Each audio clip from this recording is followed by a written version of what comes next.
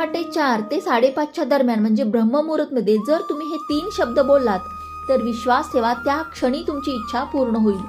खूपच चमत्कारिक वेळ असते ब्रह्ममुहूर्त आणि खूपच चमत्कारिक हे शब्द आहेत. जरी तुम्हाला ब्रह्ममुहूर्तच्या वेळेला उठवत नसेल, उठून हातपाय धुण्यास त्रास होत असेल, उठून अंघोळ करवत नसेल तर तुम्ही अंथरुणात पडलेल्या म्हणजे झोपलेल्या ठिकाणी सुद्धा तुम्ही जप करू शकता.